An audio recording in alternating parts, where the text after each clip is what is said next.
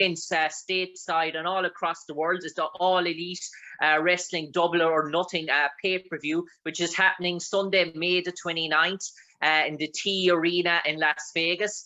T-Mobile Arena in Las Vegas, and it's been broadcast all over the world on FITE TV. And one of the main performers that's going to be participating in this event, you might know him for the last 20 or 30 years, one of the most legendary UK wrestlers to make his name in the American industry, the one and only William Regal. And William, an absolute pleasure to have you on here with us here in Ireland. Obviously, you're just across the pond there in Blackpool, so you're very much accustomed to the Irish and British wrestling scene. And William, a long-time veteran in the WWE, how did the opportunity about for you to become part of All Elite Wrestling after leaving your role in WWE next? I was about to take a year off because I've never had any time off except for when I've been injured or ill in the last 39 years. And I was going to take a year off, and then Brian Danielson, I can still call him Daniel Bryan because I made the name up, but Brian Danielson called me and said, would you like to come and do something with me? And if it hadn't have been him that called me, I wouldn't be here now, because me and him go back for 22 years and we've had a long-standing relationship. And I said, yeah, that sounds like a lot of fun, because I've just had 10 years of had a lot of responsibility with, eventually ended up with 150 wrestlers in NXT and then NXT UK. It's a lot of people to sort of take care of and take care of everything that's going on with them. And also every wrestler that wanted to get a job with that company, that was my role, was to talk to them. And I just wanted a break from wrestling. But when Brian asked me, I think the world of Brian, then I found out it was something to do with John Moxley as well, who I also think the world of, and it sounded like a lot of fun. And I like being around a lot of young talent that are actually really hungry to get good at this. That's what I do best. And so that was how I came. We had a conversation, and then a few days later, I ended up having a conversation with AEW, and 2 weeks later, I was on the show, and it was that simple. And I suppose, William, how are you finding the transition from a GM role to now being a manager of a stable, the Blackpool Combat Club, which obviously, as you mentioned, includes Brian Danielson, John Moxley, and Wheeler Yuta? And do you plan to expand the stable even further, or maybe with new recruits? And how is the transition from GM to, obviously, as we mentioned there, a manager of a stable? Is there much of a transition? There was no transition for me, because I've done this for so long. I can just switch in and out of things in a blink of an eye. There's some of it, the reality with me, there's so many layers to it. There's a lot of character, and I don't have to think twice. It's what I'm playing one thing one day, and I'm playing another thing. I can be doing it 2 seconds later or a week later. I've learned to adapt. If to stay around in this industry, you have to learn to adapt very quickly. And I just adapted to just change the roles, and that was it. Never even thought twice about it. Haven't had to second guess myself on anything. And what was the second part of the question? Sorry. In terms of your Blackpool Combat Club stable, are you looking to expand it? I'm going to keep that to myself, because we're always on the lookout. But at the moment, we're doing great, and we've got young Wheeler with us, and all of our attentions. And this is reality. This is not a wrestling kind of a thing. Our attentions are on helping Wheeler and getting Wheeler to as high a level as he can get very quickly, because he's 25 years old. And he's made a name for himself, which is an incredible thing that he's done. And Daniel Garcia, who is actually part of our opponents on Sunday, but they've made a name for themselves in COVID, with very few shows to make a name for themselves, and they've become somebody's in COVID, which is an incredible thing to do. So he's part of our stable. we're all, you know, not in a wrestling storyline where we're all focused on giving him as much knowledge as possible. So anything that comes after that is a bonus. But at the moment, we're focusing on that particular task. Wheeler's in Japan at the moment in the New Japan Super Juniors tournament, which, you know, but he's constantly in contact with us about different ideas and what he should be doing, and which is, it's a real thing, you know. It's not just a wrestling, we really believe in this concept of helping younger talent get to a next level. So at the moment it's Wheeler. Who knows where it goes after that. And I suppose, William, I read there recently you just turned 54, and that you're still doing rigorous daily workouts to stay in shape. I wouldn't say that rigorous, but yeah. I'm doing, yes, I have to, because if I don't, I'd just seize up, because 30 years of full-time wrestling takes a toll on you. But I train actually, physically train with body weight exercises hard every other day, and then I walk 3 miles every day. Or I do, like, I'm in a hotel now, so I'm not going to go out walking in Las Vegas too up.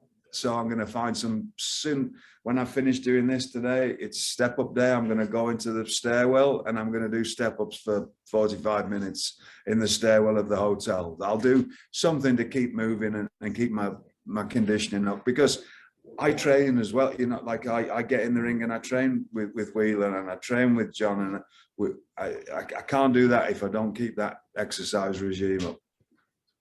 Okay. And after all the sort of years of wrestling and the injuries that have you gone through, do you feel that to keep your body, the mobility in your body, that's very important for you to do that in case you're ever called upon? Yeah, there's an old saying, right? If you don't use it, you lose it. And I've gone through a lot of injuries, a lot of health, different things that have happened to me. And you've got to keep moving. And that's for everybody. You've got to keep moving, whether it's just going for a walk every day, whether it's just doing some kind of joint mobility things. As you get older, you need all that. And I'm, you know, getting 54, and that's dog years with me, you know, because I've lived a hard life. So you've just got to keep. If you don't keep moving, you're going to seize up. So it's just part of life. And I suppose, William, obviously you have a vested interest in the double or nothing pay-per-view, especially the Anarchy in the Arena match with both John Moxley and Bryan Danielson in action against the Jericho Appreciation Society. How can you see this event playing out? Is it going to be another stadium stampede type of event? I don't think it's going to be a stadium stampede type event at all. No, this is going to be a lot of fighting men fighting each other all over an arena, and everybody's going to get to see it in real time and see the destruction and the devastation that's going to happen. So this is, I wasn't with this company when the stadium stampedes were going on, but that was a different day and age. That was in COVID. There was no other thing that they could do. This is going to be a fight in the arena that people are going to be enthralled by. So yeah, completely different thing. Yeah. And I suppose that William, being a pioneer of British wrestling, to see the amount of Irish and English wrestlers now in the major wrestling companies such as WWE, All Elite Wrestling, Impact Wrestling, it must make you feel really proud of the standard of the UK wrestlers being produced, not only male and female, that are making the step across now to USA and really making a name for themselves, like Sheamus, Becky Lynch, to name a few. I couldn't be any prouder of all of them, because it's a very difficult thing to make a name for yourself just in Britain or in Ireland, and then to make your name for yourself in Europe is another. It's a huge challenge to make a name for yourself enough that you can get to the USA. I mean, we take it for granted, as you know, because it's become, there's so many, there is a lot of us here now, a lot of Europeans, but everybody's, if you're an actor, if you're a musician, is to make it in the USA, right? That's the thing. And we've all managed to do it. And you know, I was very fortunate to get the opportunity. And when I've seen one after the other, I've done everything I can to you know, if I've had the chance to help people, because I know how hard it is. I know how hard it is to survive, not just get here, but surviving. And having any length of a career in the US is a tough thing to do. And so I couldn't be any happier for all of them. And they know that. They all, you know, they asked me, because there was people before me that did it, but there was nobody in my time. In the early 90s, there was nobody that had been from the UK or Ireland in a long time. And I had to figure it all out, basically. So what I do the first chance I get when they come is, okay, here's not what to do.